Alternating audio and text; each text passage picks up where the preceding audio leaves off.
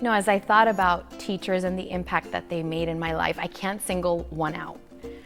I was an English language learner. I didn't speak English until I was in about 3rd or 4th grade. So the one teacher that comes to mind is Miss Riddle in 3rd grade.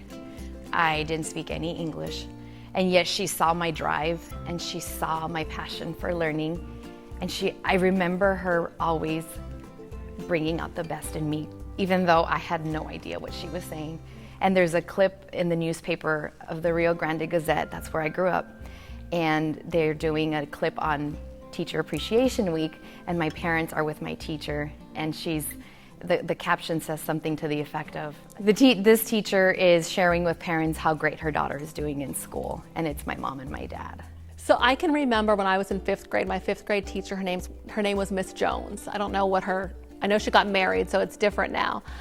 But she was the teacher that going into 5th grade everybody wanted because she was a funny, fun teacher. And I can remember in her class, she did this thing where if you forgot your lunch money, typically you'd go to the office and then they would write it down in a book and then they would give you the $2 and then you would go to lunch.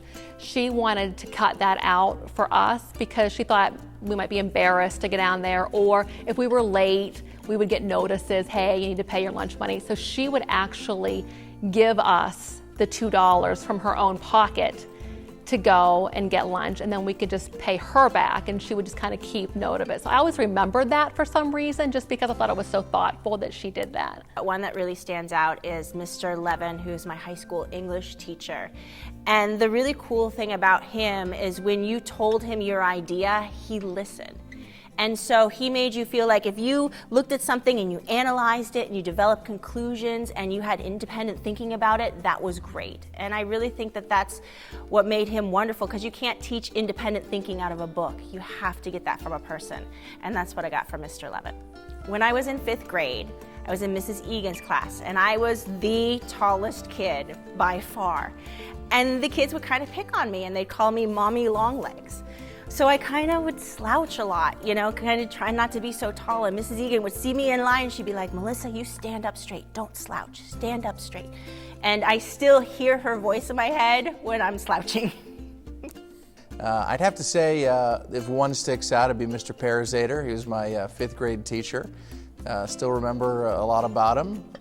You know, he showed up every morning to class with a venti cup of Starbucks coffee, and just the way he taught us and the way he helped prepare us for our young lives at that age.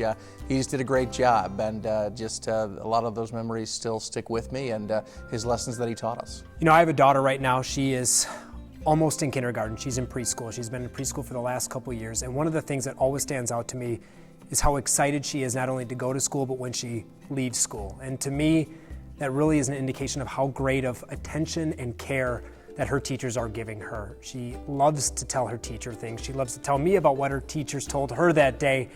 And I'm just thankful that she feels that kind of connection. And I feel like she's learning so much from, you know, not just mom and dad, but these teachers that she sees almost every day, and they're clearly having a profound impact on her.